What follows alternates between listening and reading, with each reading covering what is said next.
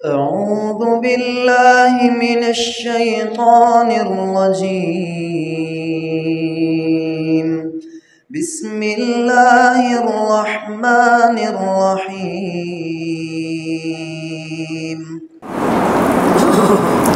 नहमदुहु व नस्तईनुहु व नस्तगफिरुहु व नऊज़ु बिल्लाहि मिन शुरूरि अनफुसिना व मिन सय्यिआति अमालिना मन यहदिहिल्लाहु फला मुदिल्ल लहु व मन युद्लिल फला हादिय लहु व अशहदु अल्ला इलाहा इल्लल्लाहु वहदहु ला शरीक लहु व अशहदु अन्न मुहम्मदन अब्दुहु व रसूलुहु सल्लल्लाहु अलैहि वसल्लम। या अय्युहल्लज़ीना आमनुत्तक़ुल्लाह हक़्क़ तुक़ातिही व ला तमूतुन्न इल्ला व अंतुम मुस्लिमून। या अय्युहन्नासुत्तक़ू रब्बकुमुल्लज़ी ख़लक़कुम मिन नफ़्सिन वाहिदा व ख़लक़ मिन्हा ज़ौजहा व बस्स मिन्हुमा रिजालन कसीरन व निसाअ वत्तक़ुल्लाहल्लज़ी तसाअलून बिही वल अर्हाम इन्नल्लाहा काना अलैकुम रक़ीबा। वक़ाल जल्ल व अला फ़ी मौदिइन आख़र या अय्युहल्लज़ीना आमनू तूबू इलल्लाहि तौबतन नसूहा। वक़ाल अलैहिस्सलातु वस्सलाम इन्नी लअस्तग़फ़िरुल्लाह फ़िल यौमि 70 मर्रा। अम्मा बाद, तमाम किस्म की हम्दो सना, तारीफ़ात, तस्बीहात, तमजीदात अल्लाह रब्बुल आलमीन के लिए है जो हम सब का खालिक, मालिक, राज़िक और मुदब्बिर है। और फिर लाखों करोड़ों दुरूद व सलाम हूँ उस हस्ती अक़दस व मुक़द्दस पर कि जिनका नाम नामी इसमें गिरामी मुहम्मदुर रसूलुल्लाह सल्लल्लाहु अलैहि व आलिहि वसल्लम है। अल्लाह ताला ने हमें सबसे बड़ी नेमत जो हमारी जिस्मानी, माली, ख़ानदानी रिश्तेदारियों की नेमतों के अलावा हमें अता की है, वो सबसे बड़ी नेमत इस्लाम की नेमत है। कायनात में इस्लाम से बढ़कर बड़ी कोई नेमत नहीं है। बड़े बड़े बादशाह गुजर गए, शहंशाह गुजर गए, जमीन के ऊपर दबदबा रखने वाले गुजर गए, मालो ज़र वाले गुजर गए, लेकिन ऐसे बदनसीब गुजरे कि उनको इस्लाम की दौलत नसीब न हुई। उन्होंने दुनिया के अंदर इंसानों में अपनी इज्जत भी बनाई, उनकी ठाट बाट भी थी, उनका वकार भी था, जलाल भी था, उनके ज़र्क बर्क कपड़े, लिबास, उनके महल्लात, जिनके जीने और सीढ़ियां भी सोने की बनी हुई थी, सोने के तख्त उनके, सोने की बगियों के ऊपर सवारियां करने वाले, अपने आप को खुदा कहने वाले, वो इतनी नेमतों को अंदर लथपथ होने वाले इंसान, लेकिन इतने बदनसीब होके गुजरे कि उनको इस्लाम की दौलत नसीब नहीं हुई। कितने फिरौन गुजर गए, कितने इराक के नमरूद गुजर गए, कितने रूम के सुपर पावर बादशाह गुजर गए, कितने फारिस के परवेज गुजर गए, कितने बड़े बड़े, कितने ही कारून खजानों वाले गुजर गए कि जिसके बारे में अल्लाह ताला कुरान मजीद के अंदर फरमाते हैं कि कारून के पास इतने माल के खजाने थे कि उसके खजानों की चाबियां, उसके खजानों की तिजोरियों की चाबियों को उठाने के लिए एक बड़ी जवानों की ताकतवर जमात, उसके लिए भी वो चाबियां उठाना बोझ बन जाता था। इतने खजाने थे कारून के पास, लेकिन इस्लाम की दौलत नहीं मिली। नबी करीम सल्लल्लाहु अलैहि वसल्लम ने फरमाया, सही हदीस है, कारून को ये अजाब क़यामत से पहले अल्लाह ताला ने देना शुरू कर दिया कि क़यामत तक अल्लाह ताला उसको ज़मीन में दनसाते रहेंगे, वो दनसता ही जाएगा। ये सिलसिला उसके साथ साइकिल के तौर पर चलता रहेगा। क्या फ़ायदा आया माल, कहाँ गया माल? कैसे ही अबू जहल जैसे लोग, जिसको लोग मक्का के अंदर सरदार, और उसका लक़ब था अबुल हकम, बड़ा दाना आदमी, सियाना आदमी, इंटेलेक्चुअल आदमी, मक्का वालों के फैसले वो करता था, इतना दाना आदमी था, पंचायत वाला आदमी, सरपंच आदमी। लेकिन नबी पाक सल्लल्लाहु अलैहि वसल्लम जैसी हस्ती का चेहरा उसके सामने आया। हमने तो नहीं देखा ना नबी पाक को,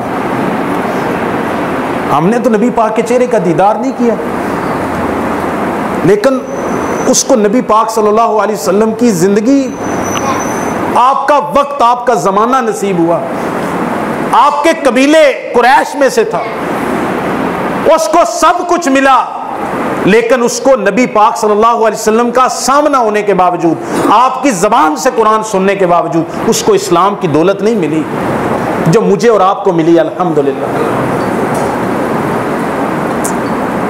अबू लहब नबी पाक का सगा चचा। लहब किसको कहते हैं? शोलों को कहते हैं, आग से जो शोले उठते हैं। वो इतना खूबसूरत था, इतना खूबसूरत था कि उसका चेहरा इतना सुर्ख था जैसे आग के शोले उबल रहे हैं। उस वजह से उसका लक़ब था अबू लहब, शोलों वाला। उसका चेहरा ऐसे डलकता था कि शोले मारता। नबी ये पाक सल्लल्लाहु अलैहि वसल्लम ने जब सफ़ा की पहाड़ी, जहां से उम्रे के अंदर सफ़ा मरवा का तवाफ करते हैं, नबी पाक ने सफ़ा की पहाड़ी पे खड़े होके जब कहा कूलू ला इलाहा इल्लल्लाह तुफ्लिहू, एक अल्लाह की इबादत करो, एक अल्लाह का कलमा पढ़ो, सबसे पहले जिसने नबी पाक सल्लल्लाहु अलैहि वसल्लम पर पत्थर मारा, सबसे पहले जिसने नबी पाक के नबूवत का इनकार किया और आपकी तौहीन की, वो यही अबू लहब था। बड़ा खूबसूरत। अल्लाह ताला ने उसकी मजम्मत के अंदर पूरी सूरा अबू लहब की मजम्मत और उसकी बीवी की मजम्मत में एक पूरी सूरत तब्बत यदा अबी लहब व तब नाज़िल फरमाई। रहती दुनिया तक, क़यामत तक ये कुरान रहेगा। और उस खूबसूरत जवान को, जिसकी खूबसूरती, जिसका कुरैश के, बनु हाशम के कबीले में से होना कोई फायदा ना दिया, उस पर मजम्मत के और लानत के कोड़े बरसते रहेंगे कि उसने पैगंबर करीम की दावत को कबूल नहीं किया था और आपकी तौहीन की थी। नबी करीम सल्लल्लाहु अलैहि वसल्लम मदीना तैयबा तशरीफ ले गए। अच्छा, अबू लहब की बात की है तो एक और बंदे की बात करते हैं। एक ऐसा नौजवान भी है जिसका रंग काला सियाह है, जिसके होंठ मोटे हैं, जिसके बाल गुंगरियाले हैं, जिसका कोई पीछे खानदान का आता पता नहीं, गुलाम है, बिकता बकाता मक्का में पहुंचा है, उमैया का गुलाम बना है।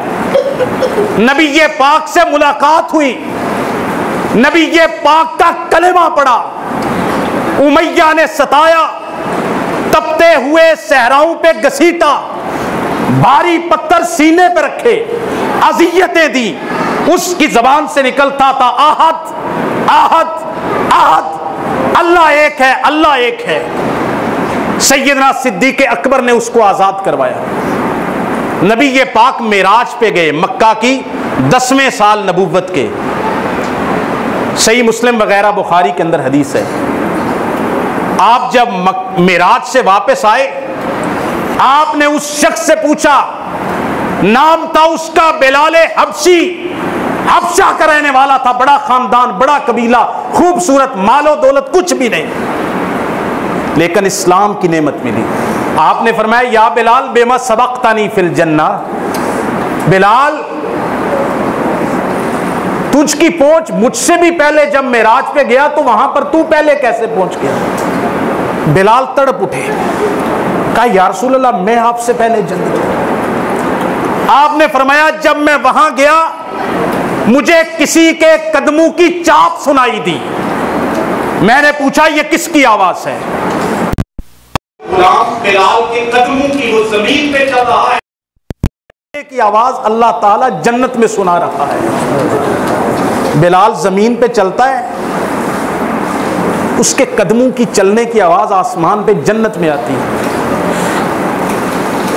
एक तरफ अबू लहब है, अबू जहल है, बड़े कबीले वाले हैं, और दूसरी तरफ हबशा का बिलाल है। ईमान की दौलत मिली है।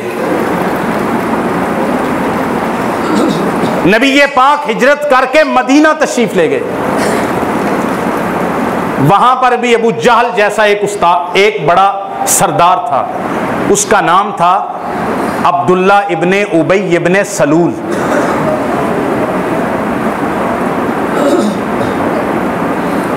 मदीना के एक बड़े कबीले का सरदार था। औस और खजरज की आपस में लड़ाई 100 साल से ज्यादा चली।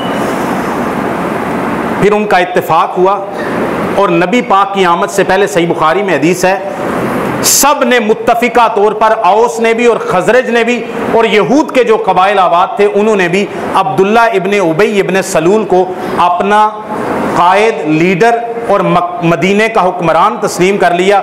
उसके सर पे पगड़ी हुक्मरानी की रखने वाले थे, सरदारी की, कि पैगंबर करीम सल्लल्लाहु अलैहि वसल्लम की मदीना तैयबा में आमद हो गई।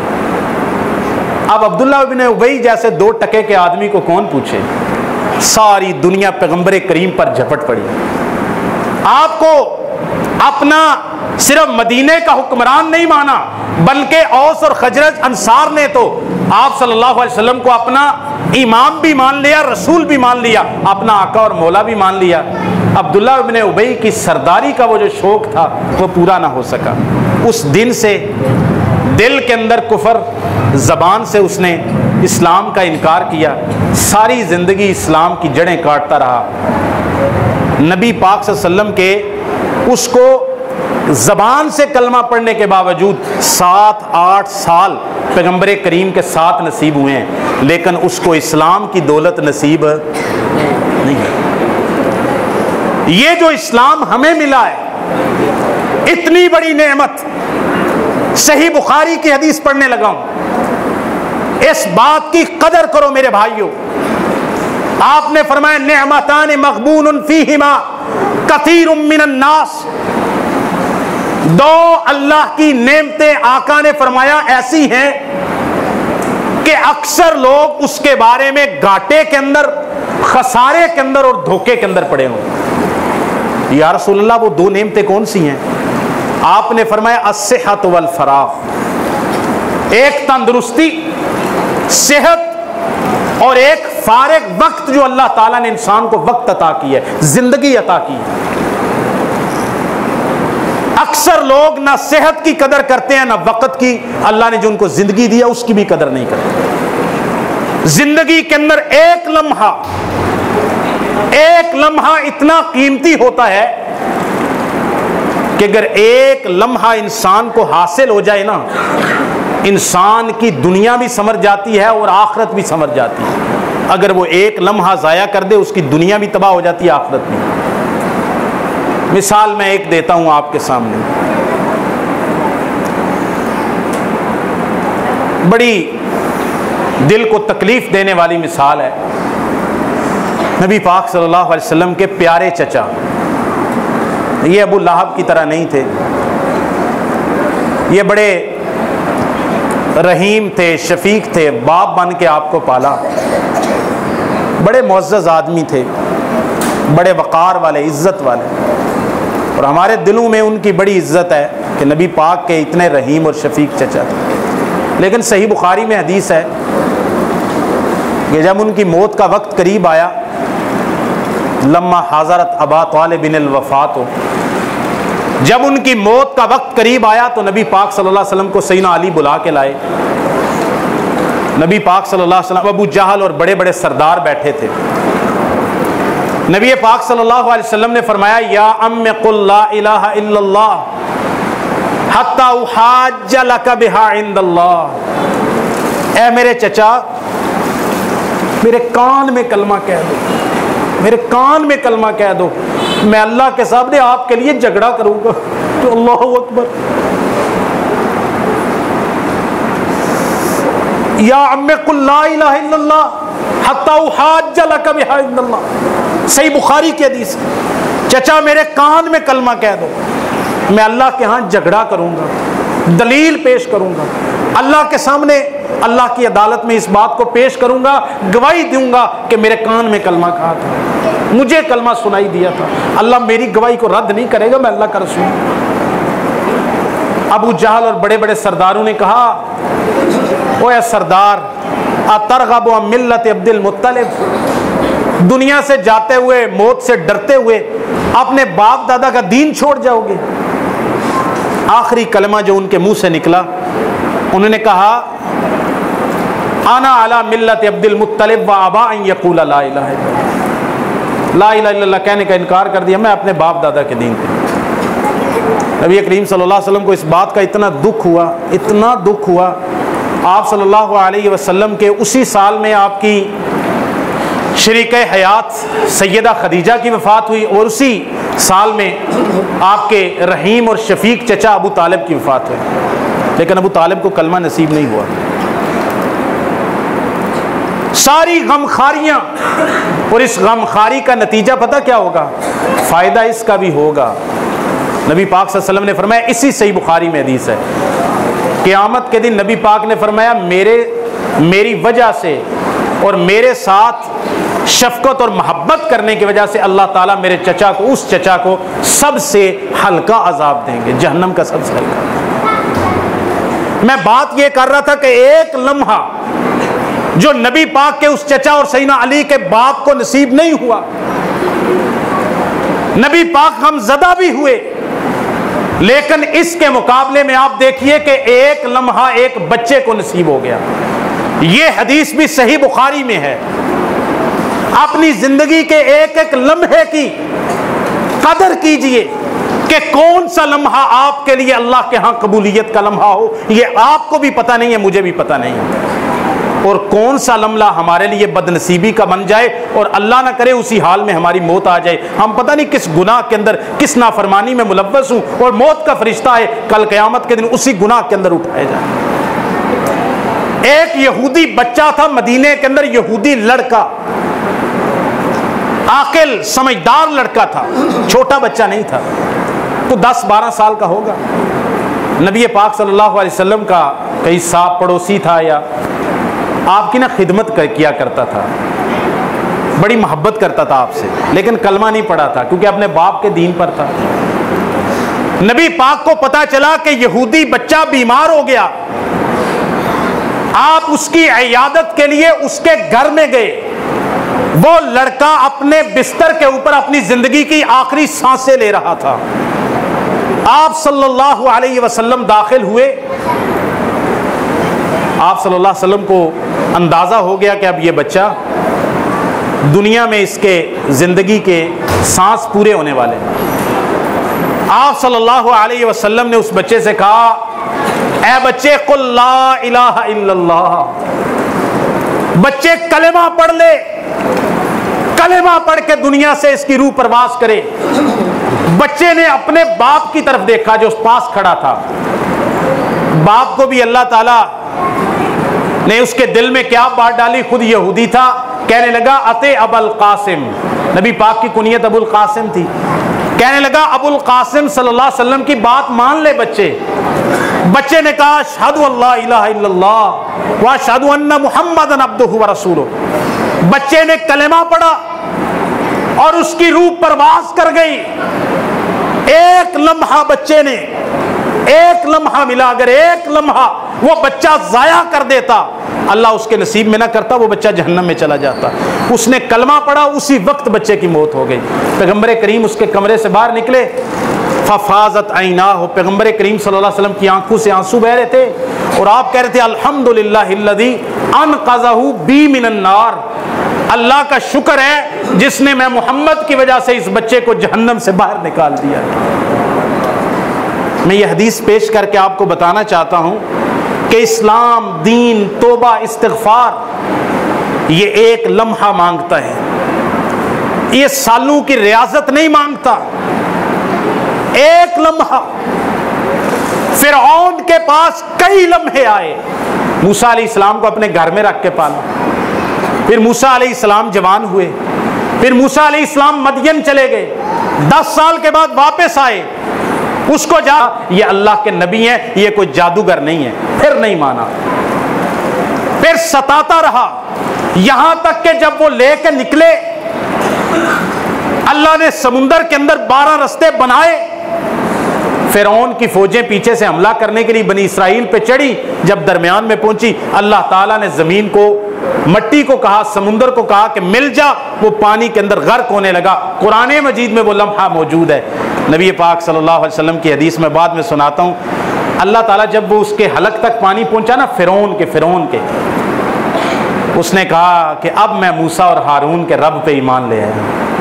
अल्लाह ताला ने फरमाया, कुरान में है, अल-आना, अब ईमान ला रहे।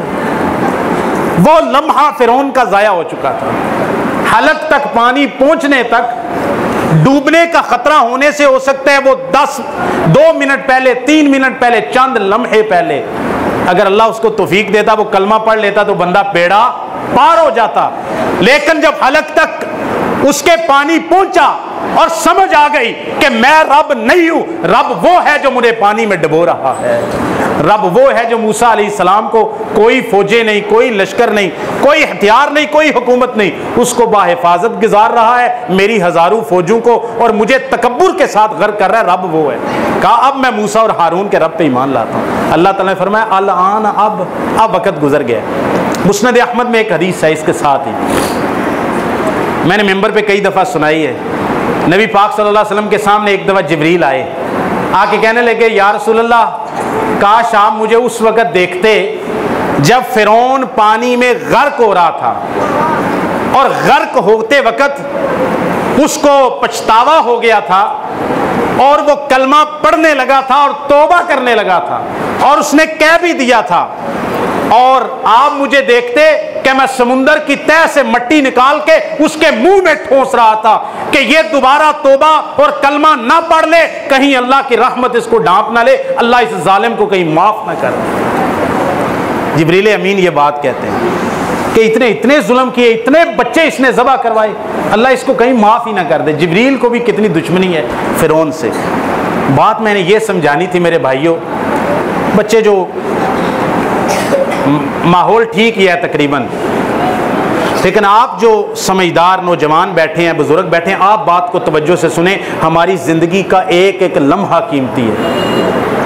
कई बंदे सेहतमंद हालत में, हमारे पड़ोसी, हमारे रिश्तेदार, हमारे यार, रात को सोए हैं, कोई पता नहीं क्या बीमारी, क्या हुआ, सुबह को उठे, कहते हैं सहरी के लिए उठाने गए हैं, बड़ी आवाजें दी हैं, उठा ही नहीं है। फिर जाके हिलाया तो पता चला, ये भी नहीं पता वो रात को 12 बजे वफात हुई है, 10 बजे हुई है, अभी हुई है, कोई पता नहीं। कितने ऐसे नौजवानों के हवादिस मौजूद हैं, कोई पता लगता है। कुरान मजीद के अंदर अल्लाह ताला फरमाते हैं, जब बंदे की मौत का वक्त आता है और उसकी हंसलियों तक उसकी जान रूह पहुंचती है और उसकी पिंडलियों से लग जाती हैं, और उस बंदे को यकीन आ जाता है वज़न्न अन्नहुल फिराक, कि अब दुनिया से जुदाई का वक्त आ गया है, उस वक्त फिर बंदा बड़े हाथ पांव मारता है। जब मालाकुल मौत सामने से नजर आता है, फिर बंदा चाहता है कि मैं तौबा कर लूं, अब इस्तिग़फ़ार कर लूं, अब मुझे एक लम्हा मिल जाए, लेकिन वो लम्हा बंदा ज़ाया कर चुका होता है। एक हदीस मैंने कई दफ़ा सुनाई है, नौजवानों के लिए जवानी बड़ी कीमती है, लेकिन ये ज़िंदगी, नबी पाक ने फरमाया, जिस बंदे को अल्लाह ताला ने 60 साल जिंदगी दे दी, कितनी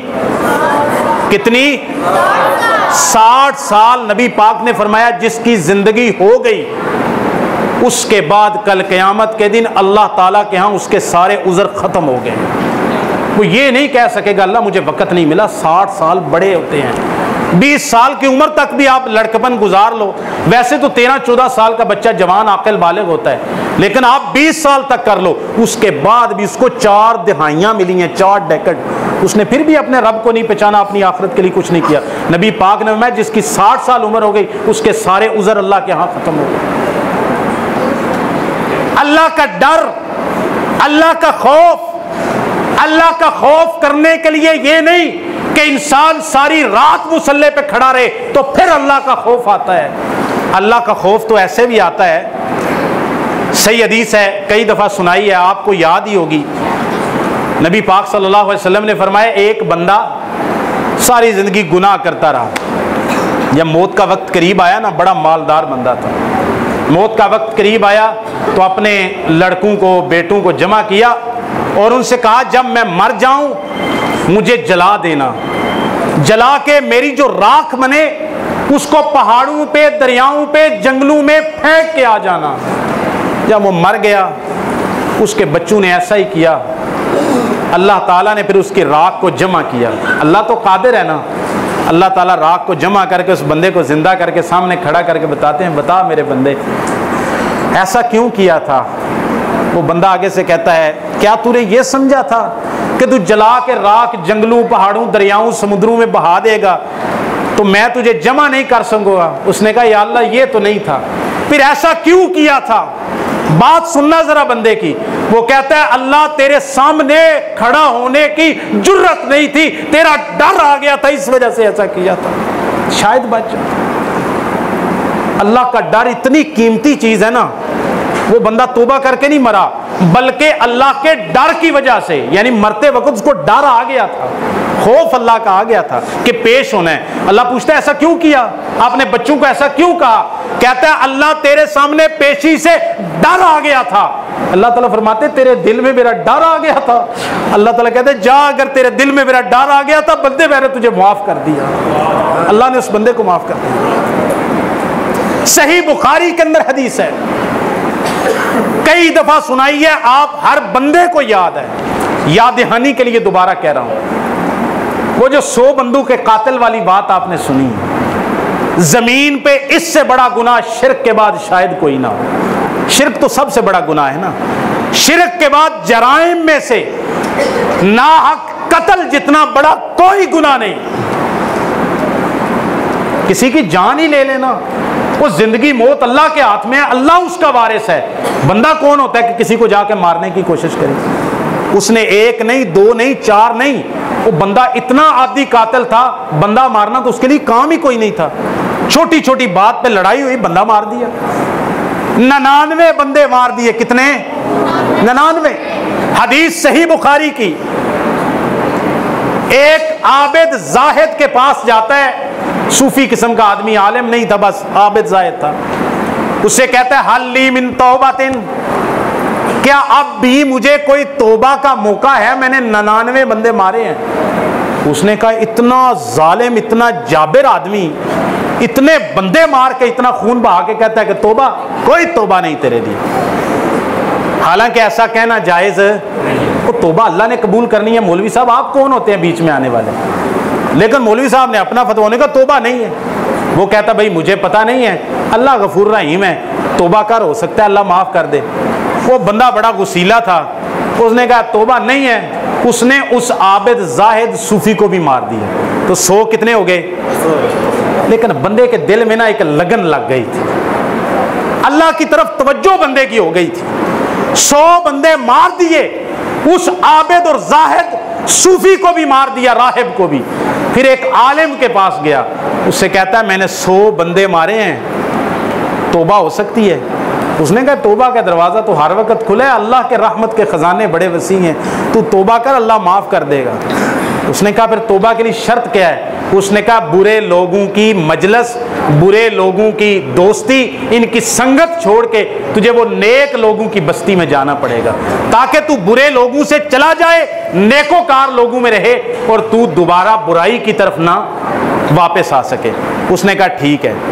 बंदे ने अभी कोई नफल नवाफल नहीं पढ़े, किसी हदीस में नहीं आता वह बंदे वुजू किया तो बंदे 100 नफल पढ़ छड़े तो बंदा सारी रात सजदे चु सिर ना चुकया।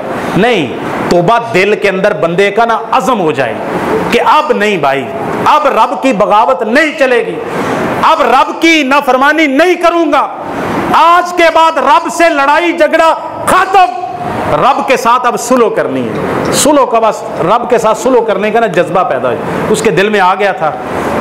उस आलिम ने बताया, बस्ती छोड़ दो। उसने उसी वक्त बोरिया बिस्तर बांधा, उस बस्ती की तरफ दौड़ने लगा।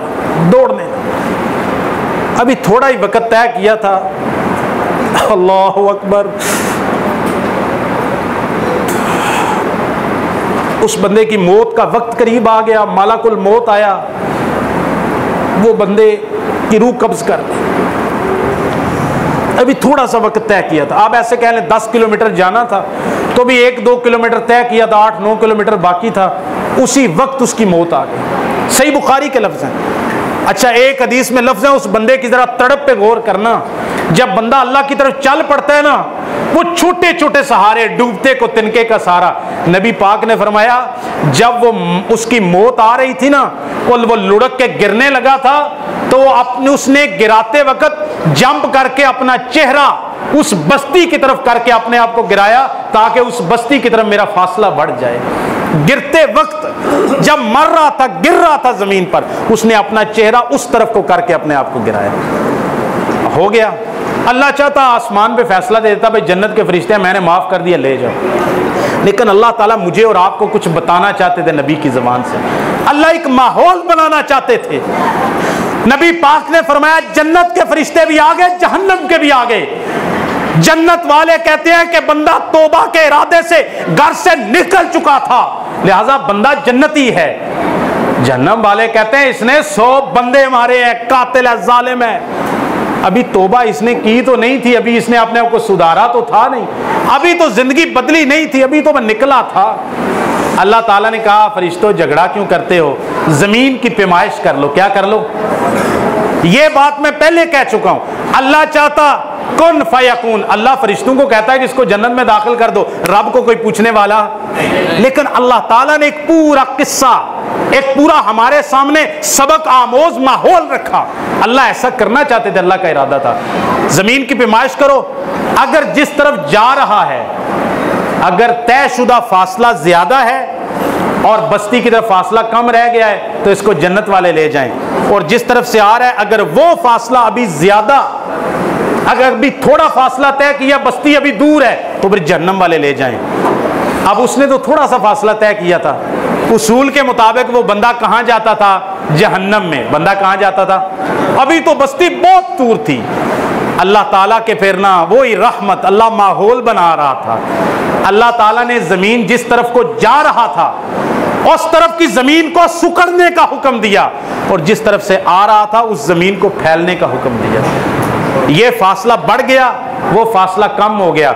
जब फासला मापा तो एक बालिश्त जिस तरफ से आ रहा था, एक बालिश्त फासला उस तरफ कम निकला, और बस्ती की तरफ एक बालिश्त फासला ज्यादा निकला। अल्लाह ने उसको 100 बंदों के कातिल को वो एक लम्हा मिला, जो अगर मुझे और आपको मिल जाए, हमारी दुनिया भी सवर जाए, आखिरत भी सवर जाए। एक बालिश्त फासला ज्यादा मिला, 100 बंदों के कातिल को रब ने माफ करके जन्नत का दाखिला अता फरमा दिया। एक लम्हा ढूंढो मेरे भाइयों, एक लम्हा। मैंने एक जुमा के अंदर एक वाकया बयान किया था, शायद रमजान के दूसरे जुमा में। नबी पाक गुज़बे पे जा रहे, छोटी छोटे वक़्त को, नेकियों को गनीमत जानो। वो एक चरवाहे वाला जो वाकया सुनाया था कि आप सल्लल्लाहु अलैहि वसल्लम जा रहे, एक चरवाहा वहां पे बकरियां चरा रहा। उसने सहाबा से पूछा आप किस तरफ जा रहे हो, आप कौन हो? कहते हैं हम मुसलमान हैं, ये हमारे आका और मौला जनाबे प्यारे मोहम्मद करीम सल्लल्लाहु अलैहि वसल्लम हैं। कहां जा रहे हो? कहां? काफिरों से जंग लड़ने के लिए, इस्लाम का कलमा लहराने के लिए, झंडा लहराने के लिए जा रहे हैं। कहा क्या मिलेगा? कहा अगर हम लड़े, गाजी हुए, माले गनीमत भी मिलेगा, रब की रजा भी मिलेगी। अगर शहीद हो गए, मारे गए, उन्होंने कहा जन्नत मिलेगी। वो कहते हैं जन्नत क्या होती है? नबी पाक के पास ले जाया गया, जाके पूछता है ये जन्नत क्या होती है? आपने फरमाया जन्नत ऐसी होती है जहां कभी मौत नहीं आती, जन्नत में कोई बोलो बराज नहीं है, कोई पसीना नहीं है, कोई बदबू नहीं है, कोई मौत नहीं है जन्नत में। जन्नत में जवानी ही जवानी है, कोई बढ़ापा नहीं है, कोई नींद नहीं है जन्नत में। ऐसी जन्नत। वो चरवाहा तड़प उठा, उसने कहा अगर मैं अगर आपके साथ जाऊं तो ये जन्नत मुझे भी मिल सकती है? आपने फरमाया हाँ तुझे भी मिल सकती। करना क्या होगा? आपने फरमाया तुझे कलमा पढ़ के पहले मुसलमान होना पड़ेगा। उसने कलमा पढ़ा, मुसलमान हुआ। बकरियां कितनी, सैकड़ों के हिसाब से बकरियां। उसने बकरियों को इधर ही हाँक दिया, कहा पीछे चली जाएंगी, घर वाले संभाल लेंगे। उन्होंने कहा भाई बकरियां तो किसी के हवाले कर दे। उसने कहा मैं जन्नत जा रहा हूं, मुझे इन दुनिया की बकरियों की जरूरत है, बकरियां जिनकी हैं मेरे वारिस संभाल लेंगे, मुझे बकरियों की अब कोई परवाह नहीं। वो गया। मैं इस हदीस से ये तर्जमा करता हूं, उस बंदे की जिंदगी में एक नमाज का वक्त भी नहीं आया, उस बंदे की जिंदगी में एक रमजान भी नहीं आया, उसकी बंदे की जिंदगी में ज़कात देने का मौका भी नहीं आया, उस बंदे ने जिंदगी में कोई हज, कोई नफल नवाफ, तहज्जुद, कोई पूरे कुरान ख़त्म किए नहीं। उसको एक लम्हा मिला, उसने वो लम्हा ज़ाया नहीं किया। अल्लाह की उस पर रहमत हुई, उसने जाके किताल किया, अल्लाह ने उसको शहादत अता फरमाई और अल्लाह ताला ने उसको जन्नत का वारिस बना दिया। एक सहाबी, नाम आखिर में बताऊंगा ताकि आपको जरा दिलचस्पी हो। गज़वाए उहद के लिए नबी पाक ने फरमाया निकलो, ऐलान हुआ निकलो। एक सहाबी निकले, तलवार ली, अभी शादी हुए, शाम को रात को अभी नई नवेली दुल्हन को अपने घर लेके आए थे। अभी रात के कुछ लम्हात अपनी नई नवेली दुल्हन के साथ गुजारे हैं, अभी सुबह भी नहीं हुई, अभी गुस्ल भी नहीं किया जनाबत का। ऐलान हुआ निकले, मैदान उहद में गए, शहीद हो गए। इसकी बीवी एक रात की दुल्हन, रात के कुछ लम्हात की दुल्हन, वो दौड़ती हुई आती है। रसूलुल्लाह ने फरमाया शायद बेसब्री कर गई है, अभी नई शादी हो, एक रात को शोहर अपनी बीवी को घर लेके आए, नई दुल्हन को, अगले दिन वो शहीद हो जाए, कत्ल हो जाए, फोत हो जाए। उस औरत की तो अभी कहते हैं हाथ की मेहंदी भी नहीं उतरी, अभी तो उसका बिनाव सिंगार भी नहीं उतरा, अभी उसका शोहर, अभी वो बेवा हो गई। नबी पाक ने फरमाया शायद बेसब्री कर रही है। आपने फरमाया उसको पूछो बात क्या है। उसने कहा या रसूलल्लाह मैं ये कहने के लिए आई हूं कि मेरा शोहर जब निकला था रात को, अल्लाहु अकबर,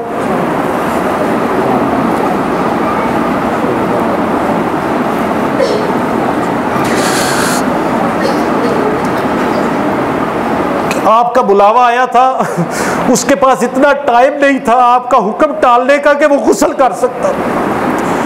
वो जनाबत की हालत में गुस्ल वाजिब था, मैदाने जिहाद में निकल गया। या रसूलल्लाह उसने गुस्ल भी नहीं किया था। मैं तो ये कहने के लिए आई हूं कि शहीदों को जब दफन किया जाता है इनको गुस्ल है, और शहीद को गुस्ल है, शहीद को गुस्ल नहीं दिया जाता, कफन नहीं दिया जाता, उसी कफन, उसी कपड़े के अंदर, उसी खून के अंदर नबी पाक ने फरमाया दफन किया जाता है। कल क़यामत के दिन इनके जख्म ताज़ा हो जाएंगे और उनके खून से कस्तूरी की खुशबू फूटेगी। शहीद को ना गुस्ल दिया जाता है, ना कफन दिया जाता है, उन्हीं कपड़ों के साथ खून में दफन किया जाता है। उसने कहा या रसूलल्लाह मुझे पता था मेरा शोहर शहीद हुआ है और आप शहीदों को गुस्ल नहीं देते। या रसूलल्लाह इस पे तो गुस्ल वाजिब हो चुका था। मैं ये बताने आई हूँ बाकी शहीदों की तरह इसको बगैर गुस्ल के दफन ना करना। या रसूलल्लाह ये जनाबत की हालत में आया था, इसको गुस्ल दे के दफन करना। आप सल्लल्लाहु अलैहि वसल्लम ने पता क्या फरमाया? वो एक लम्हा, वो एक नबी पाक के हुक्म के ऊपर अपना सब कुछ, बीवी, शादी, जवानी, सब कुछ लौटाने के लिए आ गया। आप अलैहिस्सलातु वस्सलाम ने कहा बीबी खुश हो जा, तू घर चली जा, हमने उसको क्या गुस्ल देना है, और तेरे खामद को आसमान के नूरानी फरिश्ते जमीन पर गुस्ल देने के लिए आए। उस सहाबी का नाम था हंजला। उसका नाम क्या था? हंजला। और उनका लक़ब क्या पड़ गया इसके बाद? हंजला गसीलुल मलाइका। क्या लक़ब पड़ गया? गसीलुल मलाइका। हंजला वो हैं जिनको फरिश्तों ने गुस्ल दिया, और किसी को नबी पाक ने गुस्ल दिया, किसी को सहाबा ने गुस्ल दिया, औरतें हैं तो सहाबियात ने गुस्ल दिया, किसी को किसी का बाप, किसी का बेटा, किसी का भाई गुस्ल देता है। औरतें हैं तो बहनें, माएं, खालाएं गुस्ल देती हैं। ओ हंजला, तेरे नसीबे का क्या कहना कि तुझको गुस्ल भी देने के लिए आए तो आसमान के नूरानी फरिश्ते आए जिनका हया इतना है कि नबी पाक ने फरमाया जमीन पर कोई और जैसा हया वाला है तो वो मेरा दोहरा दामाद उस्मान है। आसमान के हयादार फरिश्ते उस एक लम्हा पाने वाले सहाबी को क्या करने आते हैं? गुस्ल देने। सही बुखारी की हदीस पढ़ रहा हूं जी। इतना जरखेज मैदान है, मैं अदना सा तालिब इल्म हूँ, कोई बड़ा आलिम नहीं हूँ, मुफ्ती नहीं हूँ, लेकिन सहाबा के तज़किरे ऐसे हैं वल्लाह अगर उनको सुनाया जाए कभी कभी मुझे ऐसा लगता है कि बंदे का ना जिगर फट जाए कि वो कैसे लोग थे। ऐसा मालूम होता है कि जैसे वो कोई आम ह्यूमन बीइंग नहीं थे, ऐसा लगता है जैसे कुछ सुपर नेचुरल किस्म के लोग थे। हालांकि यकीन है कि वो आम ह्यूमन बीइंग थे, लेकिन उनके आमाल, उनकी कुर्बानियां, उनका जज्बा आम ह्यूमन बीइंग जैसा आम इंसानों वाला नहीं था। नबी पाक सल्लल्लाहु अलैहि वसल्लम के 10 सहाबा नबी पाक ने भेजे। कितने? 10 सहाबा कुफ्फार की जासूसी करने के लिए। सही बुखारी की हदीस है। लेकिन रास्ते में मुशरिकीन के एक कबीले के 300 सवारों ने उनको घेर लिया, तीरंदाजों ने। ये नीचे थे, वो ऊपर पहाड़ियों के ऊपर थे, उनके हाथ में तीर थे। तो जब आप नीचे होते हैं तो आप वैसे ही मगलूब हो जाते हैं। ये 10 थे, वो 200-300 थे। उन्होंने कहा कि भाई हथियार फेंक दो और आ जाओ, हम तुम्हें अमान देते हैं, कुछ नहीं कहेंगे, जान माल की अमान देते हैं। इनके लीडर नबी पाक ने बनाए थे सालार सैयदना आसिम अंसारी रजी अल्लाह ताला अन्हु। वो कहने लगे हम तो लड़ेंगे, मैं किसी मुशरिक की बात पे एतबार नहीं कर सकता। लड़े, उनमें से 7 शहीद हो गए। उनमें से एक सैयदना आसिम रजी अल्लाह ताला अन्हु, जब उनकी शहादत का वक्त करीब आया, उन्होंने रब से 2 दुआएं मांगी। कितनी? 2 दुआएं। 2 दुआएं। पहली दुआ यह की, ऐ अल्लाह, ये काफिर मुशरिक जब मैं शहीद हो जाऊं, कत्ल हो जाऊं, अल्लाह मेरी दुआ है मेरी लाश का मुसला ना करे, मेरी लाश की हिफाजत करना।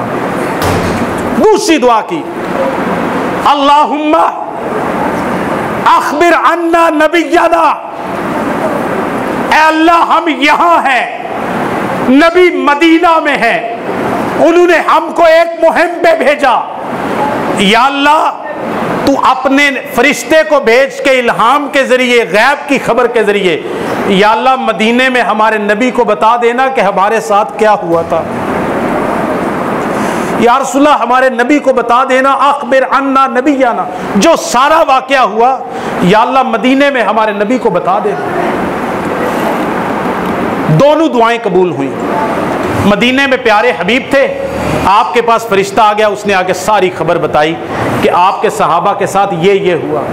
और दूसरा, जब लाश का मुसला करने के लिए आए, अल्लाह ताला ने बेड़ों की एक इतना बड़ा लश्कर भेज दिया। सैयदना आसिम रजी अल्लाह ताला अन्हु के नाशे मुबारक के पास उन्होंने घेरा डाल लिया। मुशरिक करीब आना चाहते थे, वो बेड़े उनको काटते थे। वो मुशरिक उनकी लाश का मुसला एक लम्हा रब की बारगाह में एक लम्हा पेश किया। इसमें भी एक आगे खुबैब इब्ने अदी का वाकया आता है। एक और सहाबी जो इनमें से 3 में से बच गए, एक को बांध के ले जा रहे थे। जब ले जाने के लिए गए, अपने घर में ले जाने लगे, उनको पता चल गया कि ये हमें कैद कर देंगे। उसने कहा कि मैं तुम्हारे साथ नहीं जाऊंगा। उसको पीछे से किसी ने तीर मारा। आय हाय हाय, आय हाय हाय। और जब बंदे को तीर लगता है ना, बंदा मर रहा होता है, तो मरने वाला बंदा समझता है मेरी तो दुनिया लुट गई। मेरे पैगंबर के सहाबी को तीर लगता है, सही बुखारी की हदीस है, वो पुकार के कहता है फुज़्तु व रब्बिल काबा, काबा के रब की कसम है कामयाब हो गया। तीर लगता है, बंदा मर रहा है, कहता है आसमान में नारा बुलंद करके कहता है फुज़्तु व रब्बिल काबा, काबा के रब की कसम, मैं आज कामयाब हो गया कि मेरी जिंदगी को रब ने इस्लाम के लिए कबूल कर लिया है। मेरे भाइयों, मेरे दोस्तों, जिंदगी बहुत कीमती है। कल क़यामत के दिन 4 बातों का सवाल होना है। ये आखिरी खुतबे में या उससे पहले खुतबे में मैंने हदीस सुनाई थी, आज इशारा कर देता हूं। बंदे की जिंदगी के बारे में पहला सवाल होगा जब कल क़यामत के दिन कब्र से उठाया जाएगा। उम्र के बारे में सवाल होगा कि अपनी जिंदगी कहां तबाह बर्बाद करके आए हो। दूसरा सवाल बंदे की जवानी के बारे में होगा। और मैं हर बार जब यह हदीस बयान करता हूं कहता हूं कि पूरी जिंदगी में जवानी भी आ जाती है, तो फिर जवानी का सवाल अलग से करने की जरूरत नहीं थी, क्योंकि जवानी बंदे की जिंदगी की सबसे कीमती लम्हात होते हैं। उम्र का सवाल अलग से है और उसी उम्र में जवानी है, लेकिन जवानी के बारे में खास सवाल किया जा रहा है। बाकी उम्र का तो छोड़, जवानी का बता कि इस कीमती ताकत वाली जवानी को कहां गुजार के आया। माल के बारे में सवाल है, किए जाते हैं। हत्ता इदा जा अहदहुमुल मौत, गुनाह किए जाते हैं। जब मौत का वक्त आता है तो फिर कहता है तुब्तुल आन। मौत जब नजर आती है ना, फिर कहता है तुब्तुल आन, अल्लाह अब मैं तौबा करता हूं। अल्लाह ताला कहते हैं अब तौबा का दरवाजा बंद हो गया। जब मालाकुल मौत नजर आ गया, नबी पाक की हदीस है, तौबा का दरवाजा खुला है जब तक सूरज मगरिब से तुलू नहीं हो जाता, तौबा का दरवाजा बंद नहीं होगा। दूसरी बात, नबी पाक ने फरमाया जब तक रूह हंसली तक नहीं पहुंच जाती, मालाकुल मौत नजर नहीं आ जाता, बंदे के लिए तौबा का दरवाजा खुला है। और तौबा, अल्लाह हर गुनाह माफ करता है। कोई गुनाह ऐसा नहीं जो अल्लाह माफ न करता। शिर्क हो, कुफर हो, बदकारी हो, कोई भी गुनाह हो। हाँ, एक गुनाह जो किसी दूसरे इंसान का हक खाया हो, वो गुनाह भी अल्लाह माफ करता है। लेकिन जिस बंदे का हक खाया है, जिस बंदे को सिताया है, हुकूकुल इबाद वाला गुनाह, जब तक वो बंदे से माफी नहीं मांगेंगे अल्लाह ताला माफ नहीं करेगा। अल्लाह ताला फरमाते या अय्युहल्लज़ीना आमनू तूबू इलल्लाहि तौबतन नसूहा, ऐ ईमान वालो अल्लाह से पक्की सच्ची तौबा कर लो। क्या कर लो? पक्की तौबा। पक्की तौबा का क्या मतलब है? तौबा में सबसे पहली शर्त यह है, तौबा करते वक्त गाफिल दिल से, पर दिल कहीं पहुंचाओ और बंदा अल्लाह से तौबा करो, या अल्लाह माफ कर दे, या अल्लाह माफ कर दे, लेकिन बंदे की तौबा पर कोई नियत है ही नहीं, तवज्जो है ही नहीं, तवज्जो किसी और तरफ है, अल्लाह से कह रहा है या अल्लाह माफ कर दे, नहीं। इखलास, इखलास हो, तवज्जो हो। दूसरी शर्त यह है कि गुनाह को छोड़ने का पुख्ता अज़म मौजूद हो। अगर वो बंदा तौबा कर रहा है, एक बंदा शराब पीता है, कहता है या अल्लाह माफ कर दे, मैंने शराब पिया, माफ कर दे, लेकिन उसको यकीन है कल मैंने फिर पीनी है, कोई तौबा नहीं। एक बंदा सूद खाता है, कहता है अल्लाह जो पहले सूद खाया तेरे साथ जंग की, माफ कर दे, लेकिन उसको पता है मैंने बैंक से पैसे तो निकलवाने ही नहीं है, मैंने फिक्स डिपॉजिट पे अभी भी जमा करवाए रखने हैं, मैंने बीमा अपना वापस कोई नहीं लेना, फिर अल्लाह से कह रहा है या अल्लाह माफ कर दे। फिर माफ तू किस चीज की मांग रहा है? तू सूद को छोड़ नहीं रहा, गुनाह को छोड़ नहीं रहा, हरामकारी को छोड़ नहीं रहा। तो पहली चीज इखलास। दूसरी चीज क्या है? गुनाह को छोड़ने का पुख्ता इरादा कि दोबारा ऐसा गुनाह। तीसरी चीज अल्लाह के सामने गिड़गिड़ाना, खुलूस नीयत के साथ अल्लाह के सामने। नबी पाक ने, मैं जब दुआ मांगो ना अल्लाह से, रो पड़ो, रोवो। अगर रोना नहीं आता, नबी पाक ने, मैं रोने वाला मुंह ही बना लो। और मैंने हदीस सुनाई थी आपको, अब मैं बयान को इख्तिताम की तरफ लेके जा रहा हूँ। बच्चे तो बच्चे, अब मुझे बड़ों का भी नज़र आ रहा है कि उनके चेहरे भी अब तकरीबन उकताहट का शिकार हो रहे हैं, और इसमें आपकी कोई गलती नहीं है। नबी पाक सल्लल्लाहु अलैहि वसल्लम ने फरमाया कुरान उस वक्त तक पढ़ो जब तक तुम्हारे दिल कुरान के साथ मानूस हों, और जब तुम्हें थकावट आने लगे, उकताहट आने लगे, और कुरान जैसे कलाम को भी नबी पाक ने फरमाया छोड़ दो। ये सही हदीस है। आपने फरमाया रात की तहज्जुद की नमाज उस वक्त तक पढ़ो जब तक तुम चाको चौबंद हो, जब नींद आने रखो, आपने फरमाया फर्क दू, सही बुखारी के हदीस है, आप में जाके सो जाया करो। तो तहज्जुद दी नमाज तू मेरा बयान अहम नहीं, ते ना कुरान दी तिलावत तू अहम है। एक हद तक ही बंदा सुन सकता है ना, उसके बाद जो सुना हुआ है, जो आपको लज्जत ईमानी आई है, अगर मैं इसको लंबा खींचूंगा वो भी लज्जत जाती रहेगी, उसके बाद दुआ भी मुख्तसर करनी है। बात मैं ये करने लगा हूं मेरे भाइयों, आखिरी बात कि तौबा, कैसी तौबा? इखलास वाली, गुनाह छोड़ने का पुख्ता इरादा कि अब ऐसा नहीं करना। तीसरी बात, अल्लाह का खौफ और डर पैदा करके, क्योंकि अल्लाह कुरान में कहते हैं वलीमन खाफा मकाम रब्बिही जन्नतान, और दर्स शुरू करते वक्त वो आग से जलाने वाले बंदे का वाकया बयान कर चुका हूं कि वो कहता है अल्लाह मुझे तेरे सामने खड़ा होने का डर पैदा हो गया था, अल्लाह ने उसको माफ कर दी। अल्लाह ताला फरमाते हैं जो अल्लाह के सामने खड़ा होने से डर गया, जो अल्लाह के सामने खड़ा होने से डर गया, उसको अल्लाह ताला 2 जन्नतें अता करेंगे। कितनी? और 7 खुश नसीबों को अल्लाह के अर्श का साया मिलेगा। उनमें से एक बंदा कौन होगा? मन ज़कर अल्लाह खालियन फफाज़त ऐना, जिस बंदे ने तन्हाई के आलम में बैठ के अपने मौला को याद किया और उसकी आंख से आंसू का कतरा बह पड़ा। ये आंख के आंसू का कतरा ऐसा है, उलमा लिखते हैं, कहते हैं ये आग जहन्नम की ऐसी आग है, 7 समुंदर पानी बहा दो जहन्नम की आग नहीं, बड़ी जबरदस्त है। 7 समुंदर पानी मिल के जहन्नम की आग को नहीं बचा सकते, लेकिन बंदाए मोमिन के आंख से रब के खौफ से एक मक्खी के सर के बराबर टपकने वाला आंसू में इतनी तासीर है, ये जहन्नम की आग को बुझा देता है। नबी पाक ने फरमाया अल्लाह के सामने हाथ उठाओ, अल्लाह के सामने क्या करो? अल्लाह इतना हया वाला है, अल्लाह इतना हया वाला है, अल्लाह कहता है मेरा बंदा अपने हाथों को मेरी तरफ उठाए और मैं उन हाथों को खाली वापस मोड़ दूं, अपने बंदे की दुआ कबूल ना करूं। अल्लाह कहता है खाली लौटाते हुए मुझे शर्म आती है। कायनात के रब को क्या आती है? मांगो अल्लाह से। नबी पाक की हदीस मैंने पढ़ी थी खुतबे के बाद, नबी पाक ने फरमाया मैं दिन में 70 दफा अल्लाह ताला से इस्तिग़फ़ार करता हूं। हालांकि नबी पाक के तो कोई गुनाह ही नहीं है, आप मासूमन अल खता हैं। तो मेरे भाइयों, मेरे दोस्तों, रमजान के कीमती लम्हात अभी भी मौजूद हैं। शायद आज आखिरी रात। अऊज़ु बिल्लाहि मिनश शैतानिर रजीम,